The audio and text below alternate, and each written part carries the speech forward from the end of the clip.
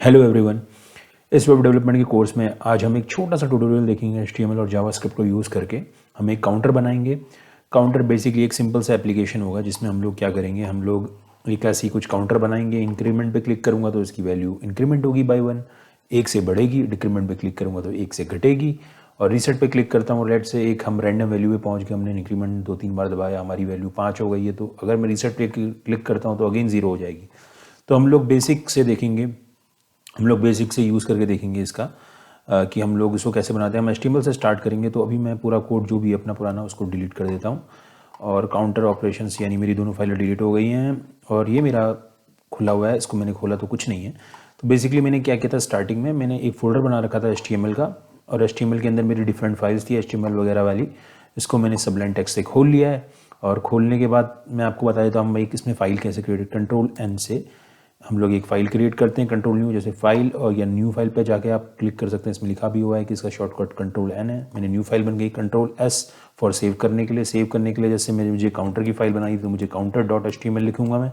और secondly all files में यहाँ HTML सेलेक्ट करूँगा, यहाँ पे HTML आपको दिख रहा होगा और सेव पे क्लिक करके अपनी फाइल सेव कर लूँगा। सेम फॉर JS के लिए भी ऐसे ही करूँगा। .js से एक फाइल बना लूँगा, counter.js से कंट्रोल सेव पे यहाँ पे counter.js से एक फ़ाइल बना करके और फिर उसके बाद उसका टाइप सेलेक्ट करके फिर मैं सेव कर लूँगा counter.js के लिए। तो counter.html की फ़ाइल बन गई है, पहले से ही बनी हुई है, मैंने बना के रखी हुई थी। तो पहले हम लोग देखते हैं कि इस हम कोड को कैसे स्टार्ट करें। तो हम फर्स्ट ऑफ ऑल हमको एक HTML का स्ट्रक्चर चाहिए होगा। मैंने $HT लिखा है, HT लिखा है। तो यहाँ देखो HTML लिख के आ गया। यही फ़ायदा होता है सबलाइन यूज़ करने का, ये अपने आप मुझे पूरा एक स्ट्रक्चर दे देगा HTML का। मुझे काउंटर ऐप बनानी है, मुझे टाइटल में लिख देता हूँ काउंटर ऐप करके मैंने टाइटल लिख दिया। अब बॉडी के अंदर आप खुद ही विजुअलाइज करो कि आपको क्या क्या चाहिए होगा। एक मुझे चाहिए होगी हेडिंग। पहले मैं एक डिव डिफाइन कर लेता हूँ। डिव डिफाइन कर लिया। डिव के अंदर अब हम काम करते हैं।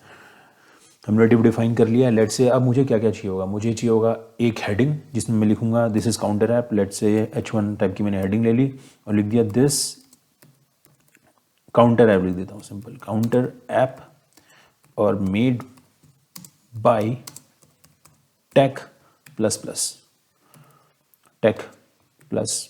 ठीक है, ये मैंने लिख दिया और मैंने खाली स्लैश लगाया, अपने आप वो टैग क्लोज हो गया। ये फ़ायदा है हम लोग के टेक्स्ट ये कोड एडिटर यूज़ करने का। ये सबलाइन टेक्स्ट है, आप कोई भी यूज़ कर सकते हैं। सबलाइन हो गया, बहुत सारे हैं मार्केट के अंदर, फिलहाल आप सबलाइन यूज़ कर सकते हैं।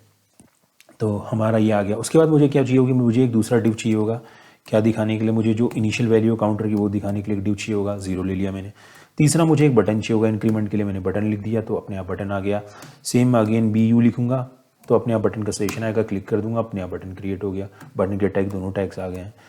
Same for third. तो पहला मेरा होगा इंक्रीमेंट के लिए, यानी इंक्रीमेंट 1 से वैल्यू को बढ़ाने के लिए, यानी इंक्रीमेंट मैंने लिख दिया, या तो आप सिर्फ सिंपल प्लस लिख सकते हैं। दूसरा होगा मेरा डिक्रीमेंट के लिए, डिक्रीमेंट, ठीक है।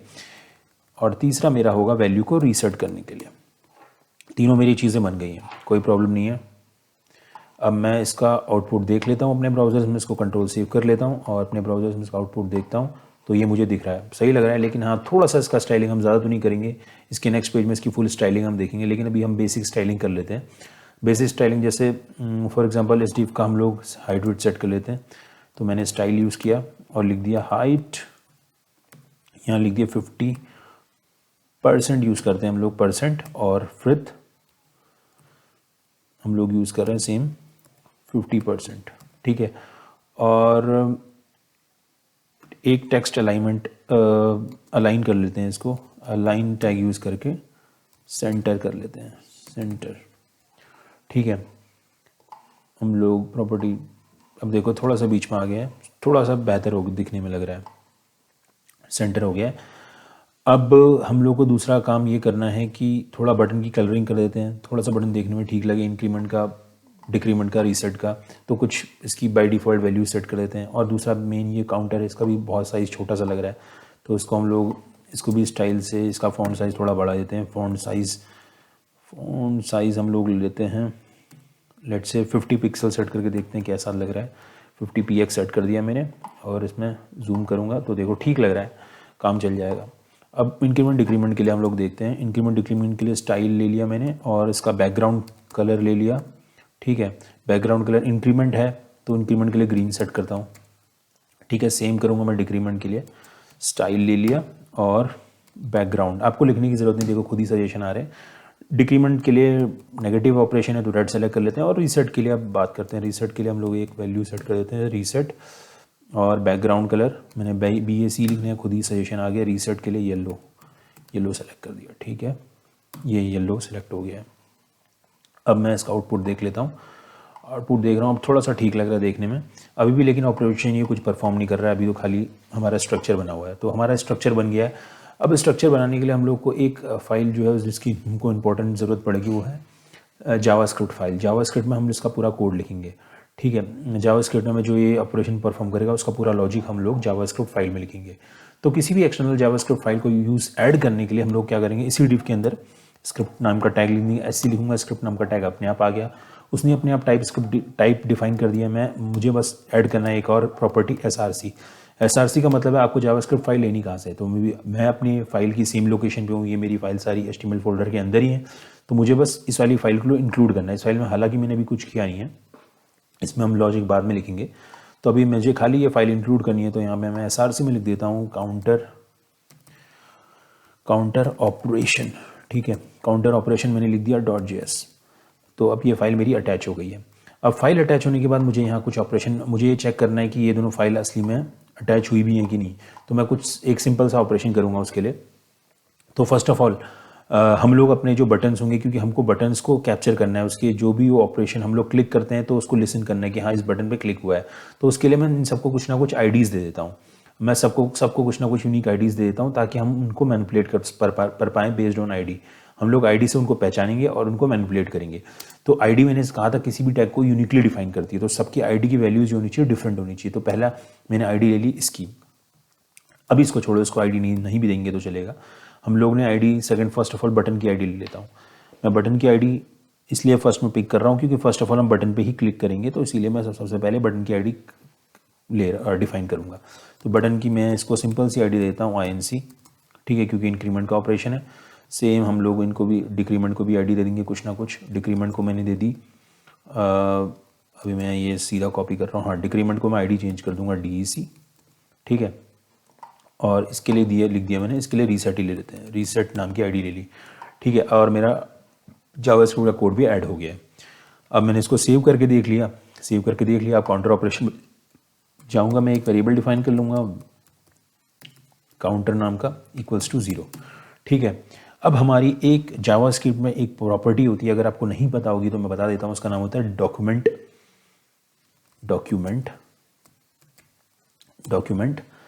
Dot gate element by gate elements, ठीक है। Gate element by tag name अपने आप आ गया, मुझे लेना है एलिमेंट कोई भी, वो आईडी से लेना है, तो मुझे यहाँ लिख दूंगा ID। तो ये बेसिकली क्या करता है, ये प्रॉपर्टी अगर मुझे लेट से इस बटन को लेना है, इंक्रीमेंट वाले बटन को लेना है, तो मैं इसकी आईडी कॉपी करके यहाँ पेस्ट कर दूंगा। अब मुझे इस लाइन से इस बटन का एक्सेस मिल जाएगा।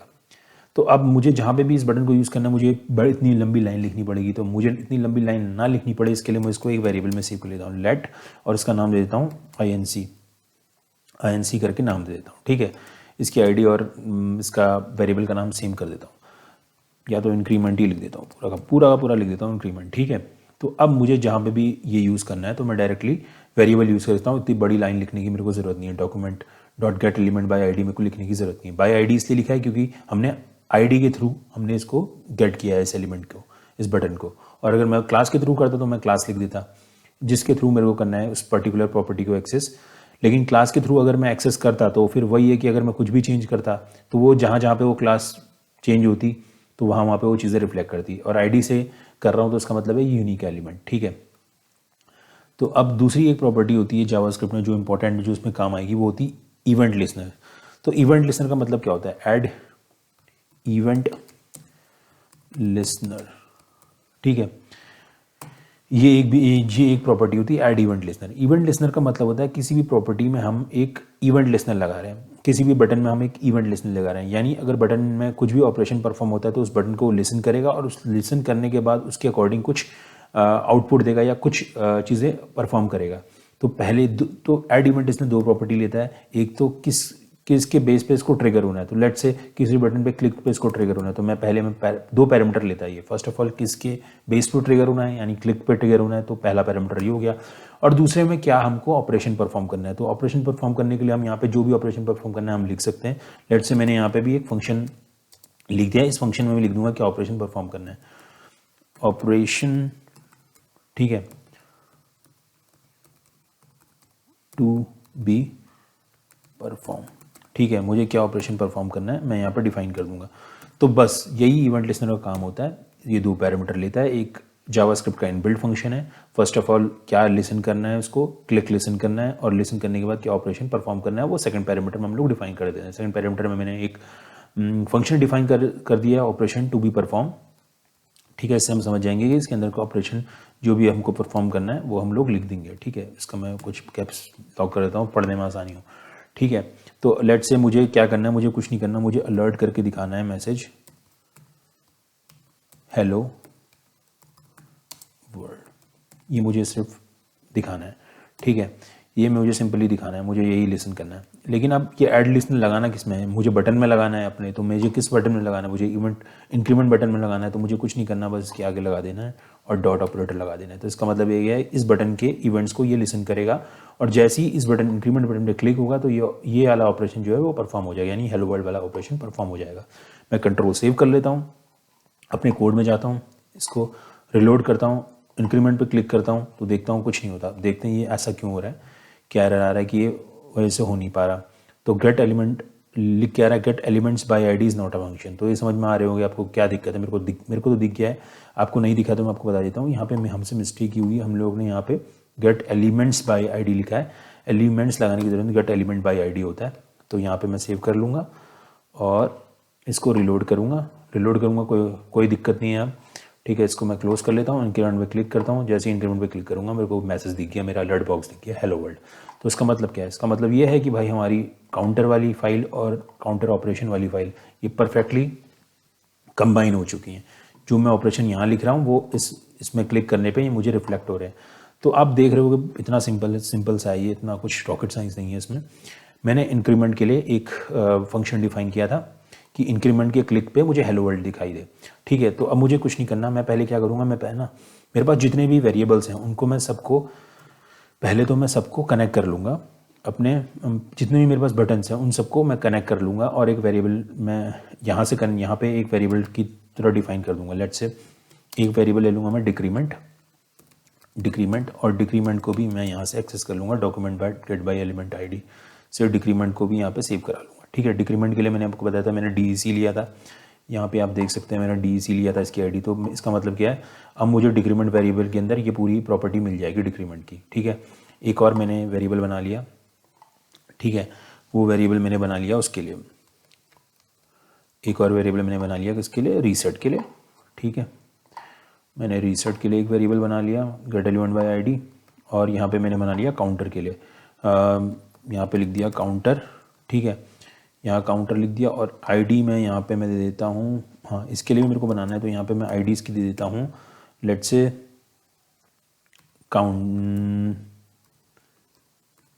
काउंटर, ठीक है, काउंटर देता हूँ इसकी आईडी। अब मैं काउंटर से यहाँ पे मैं लिख देता हूँ काउंटर वेरिएबल बना दिया, यहाँ पे मैं इससे इसको एक्सेस कर लूँगा।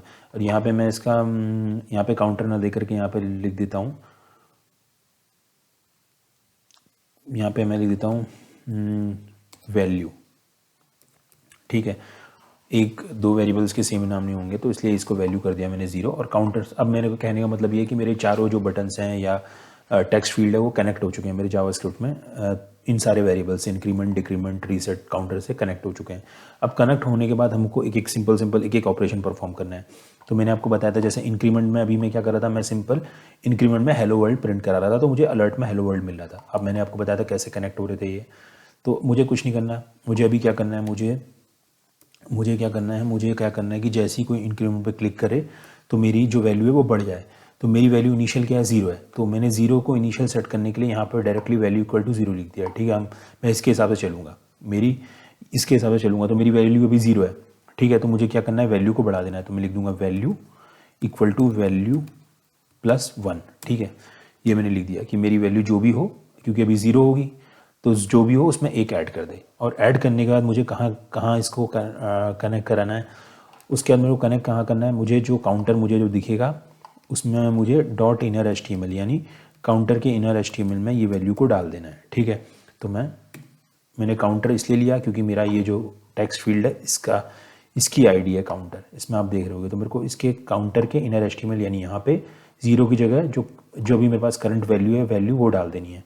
तो यानी अगर ये यहाँ पे एक बार क्लिक हुआ है तो इसकी वैल्यू इंक्रीमेंट बाई 1 हो गई होगी, तो यहाँ पे आ जाएगी। तो मैं इतना सब मैं फंक्शनलिटी टेस्ट करके देखता हूँ, पहले सिंपल सी फंक्शनलिटी इसको टेस्ट करके देखता हूँ। इसको रिलोड किया मैंने, इंक्रीमेंट पे क्लिक किया तो कुछ हो नहीं रहा, देखते हैं क्या एरर है। F12 पे क्लिक किया, यहाँ पे है inner HTML, can not set the property setting inner HTML at HTML button element operation to be perform. ठीक है, देखते हैं। तो मेरी यहाँ पे पोजिशनिंग गलत हो गई थी, जिसकी वजह से वो फंक्शन चल नहीं रहा था। मुझे स्क्रिप्ट को डिव के अंदर नहीं डालना था, इस बॉडी के बाहर लिखना था। इस स्क्रिप्ट को यहाँ इस पूरे डिव को पहले से ये पूरा डिव डिफाइन हो जाए, उसके बाद मेरी स्क्रिप्ट चले। तो इसी पोजिशनिंग के कारण वो दिक्कत आ रही थी। तो अब मेरी कोई प्रॉब्लम नहीं आएगी। इंक्रीमेंट बाय वैल्यू 1 करी थी मैंने, इनर HTML डॉट वैल्यू मैंने करी है, अब कोई एरर नहीं आएगा। अगर मैं इसको रिलोड करता हूँ तो मैं इंक्रीमेंट पे क्लिक करता हूँ, देख रहे हो मस्त इंक्रीमेंट हो रहा है वैल्यू बाई 1, 6 7 8 9 10 11 12 13 14 सब मस्त इंक्रीमेंट हो रही है वैल्यू। तो अब मुझे कुछ नहीं करना था, मुझे सेम फंक्शन लिखना है किसके लिए, डिक्रीमेंट के लिए भी ऐसे ही करना है। इसमें इंक्रीमेंट हो रहा है बाई 1 डिक्रीमेंट, और दूसरी चीज़ और एक और चीज़ यहाँ पे आपने पहले देखा था मैंने फंक्शन 2b करके लिखा था, मैं दिखा देता हूँ आपको, Ctrl+Z, हाँ फंक्शन 2b परफॉर्म करके लिखा था। इसको मैं सेव करता हूँ तो ये भी चल रहा है, ऐसा नहीं है कि वो गलत था। देखो इंक्रीमेंट हो रहा है। हाँ, जावास्क्रिप्ट में ये होता है कि अगर देखो यहाँ पे हमने क्लिक करने पे ये फंक्शन लिखा, लेकिन यहाँ पे देख रहे हो एक ही फंक्शन लिखा हुआ है। तो अब एक फंक्शन लिखा हुआ है उसके लिए भी हम फंक्शन लिखें, उसके बाद उसका नाम डिफाइन करें, तो ये ज़रूरत नहीं है। जावास्क्रिप्ट के में अलाउ करता है हमको एरो ऑपरेटर, और एरो ऑपरेटर का मतलब क्या है कि अगर हम फंक्शन विदाउट नेम लिखना चाहते हैं तो लिख सकते हैं। उसके लिए हम लोग को ये सब फंक्शन और उसका नाम लिखने की ज़रूरत नहीं है, हम स्क्वायर ब्रैकेट ये यूज़ कर सकते हैं, और उसके बाद हम एरो लगा सकते हैं। ठीक है, हम डायरेक्टली एरो लगा सकते हैं, और ये ब्रैकेट्स यूज़ कर सकते हैं, opening closing bracket then arrow. तो इससे ये भी हमारा एक फंक्शन की तरह ट्रीट होगा, ये भी हमारा एक फंक्शन की तरह ट्रीट होगा, ये भी परफेक्टली फाइन काम करेगा। इसको मैं दिखा देता हूँ, रिलोड कर रहा हूँ तो देखो इंक्रीमेंट हो रही है वैल्यू सिंपली। तो ऐसे ही हम लोग यूज़ कर सकते हैं। तो ऐसे ही सेम टू सेम मुझे डिक्रीमेंट के लिए भी लिखना है। डिक्रीमेंट में क्या होगा, हाँ डिक्रीमेंट में मैंने कहा था कि वैल्यू -1 हो जाएगी, यानी जो भी वैल्यू सेट है पहले से उसमें से -1 कर देना। तो ये मेरा डिक्रीमेंट का काम था, उसमें भी यही था। लेकिन हाँ, इंक्रीमेंट मेरा चल रहा था जब मैं इंक्रीमेंट पे क्लिक कर रहा था, डिक्रीमेंट तब चलेगा मैं जब डिक्रीमेंट पे क्लिक करूँगा। तो यहाँ पे मुझे डिक्रीमेंट कर देना है, यानी डिक्रीमेंट का लिसन करो। डिक्रीमेंट में जब क्लिक हो तो वैल्यू हो जाए -1, और जो काउंटर का जो मेरा मेन काउंटर है उसमें जो वैल्यू हो -1 होकर के उसमें रिफ्लेक्ट कर जाए। अब देखोगे इसको मैं रन करूँगा जब, तो इंक्रीमेंट भी काम करेगा, 1 2 3 4 5 जितनी बार क्लिक कर रहा हूँ, डिक्रीमेंट भी काम करेगा बढ़िया से। ठीक है, -1 माइनस में चली जा रही है वैल्यू। ठीक है, तो ये ऐसे काम कर रहा है। अब मुझे एक और फंक्शन बना था रीसेट का। तो रीसेट में मैंने कहा था कि वो क्या करेगा, वैल्यू को दोबारा से 0 पे ला देगा। तो मुझे कुछ नहीं करना, रीसेट लिख दूंगा। इसमें भी इवेंट लिसन करने हैं तो मैंने लिख दिया ऐड इवेंट लिसनर। ठीक है, अब इसमें इवेंट लिसन करने में हाँ एक और तरीके से आपको बता देता हूँ। जो बेसिकली मैंने कहा था ना कि हम लोग फंक्शन लिखते हैं, तो मैं इसको एज अ फंक्शन की तरह बता देता हूँ। यहाँ पे मैंने लिख दिया क्लिक, यानी क्लिक पे ही मेरे को लिसन करना है। तो दूसरी बार मेरे को क्लिक पे क्या चल जाना चाहिए, क्लिक पे मेरा चल जाना चाहिए रीसेट फंक्शन। इसको मैं डायरेक्टली नहीं लिखता हूँ, इसको मैं आपको फंक्शन बना के दिखाता हूँ। मेरा रीसेट फंक्शन चल जाना चाहिए। रीसेट फंक्शन मैं यहाँ डिफाइन कर लूँगा, यहाँ मैं लिख दूंगा रीसेट फंक्शन और रीसेट को डिफाइन कर लूँगा। मैं इस तरीके से भी लिख सकता जैसे मैंने लिखा है, लेकिन हम एक नया अप्रोच में आपको दिखा रहा हूँ। मैं फंक्शन रीसेट लिख दूंगा जैसे हम लोग नॉर्मल फंक्शंस यूज़ करते हैं, और उसमें लिख दूंगा काउंटर नहीं, यहाँ पे मैंने वैल्यू ले रखा है तो वैल्यू इक्वल्स टू 0 है ना, और डायरेक्ट वही इनर HTML वाली लाइन कॉपी कर दूंगा कि काउंटर जो है मेरा वो अब 0 हो जाए। ठीक है, तो अब देखो सिंपली ये मेरा ऐप बन के तैयार हो चुका है। इसको मैंने रिलोड किया, इंक्रीमेंट कर रहा हूँ, ऑलरेडी बिन डिक्लेयर्ड। देखो रीसेट ऑलरेडी बिन डिक्लेयर्ड बोल रहा है, तो मुझे क्योंकि यहाँ पे वेरिएबल का नाम भी है तो फंक्शन का नाम कुछ अलग लिखना पड़ेगा। तो मैं लिख देता हूँ रीसेट काउंटर। ठीक है, रीसेट काउंटर करके नाम लिख देता हूँ इसका, क्योंकि दोनों एक वेरिएबल बना हुआ है तो उसी नाम से फंक्शन नहीं बन सकता, इसीलिए वो उसने एरर थ्रो किया, तो उसको रीसेट काउंटर के नाम से लिख देता हूँ। ठीक है, अब सेव कर लेता हूँ, अब कोई प्रॉब्लम नहीं होगी। रिलोड किया, इंक्रीमेंट किया, इंक्रीमेंट हो गया बाय 1, डिक्रीमेंट किया बाय 1, डिक्रीमेंट हो रहा है। रीसेट पे क्लिक किया तो कुछ नहीं हो रहा है, देखते हैं अब इसमें क्या दिक्कत आ रही है। ठीक है, रीसेट पे क्लिक किया तो मेरा कुछ परफॉर्म नहीं हो रहा, तो मुझे ये देखना पड़ेगा इसमें ऐसी क्या प्रॉब्लम आ गई। अब रीसेट में मैं कर रहा हूँ तो रीसेट में परफॉर्म क्यों नहीं हो रहा।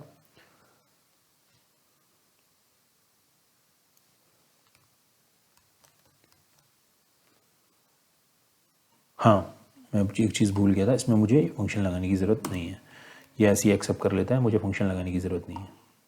इसको रिलोड किया, इंक्रीमेंट कर रहा हूँ इंक्रीमेंट हो रहा है, डिक्रीमेंट कर रहा हूँ डिक्रीमेंट हो रहा है, रीसेट कर रहा हूँ ज़ीरो हो रहा है। फॉर एग्जांपल मैंने एक रैंडम वैल्यू कर पास कर दी, रीसेट कर दिया ज़ीरो, अगेन ज़ीरो हो गया। तो मेरा एक सिंपल काउंटर का प्रोग्राम बन चुका है HTML और जावास्क्रिप्ट को यूज़ करके। सिंपल सा कोड था, ये था। आई होप आपको ये लेक्चर ठीक लग रहा होगा। और ये इसमें मैंने एक सिंपल सा, इसके बाद हम एक एडवांस लेक्चर बनाएंगे, उसमें हम इसमें थोड़ा इसकी स्टाइलिंग कर देंगे, इसकी स्टाइलिंग पे काम करेंगे।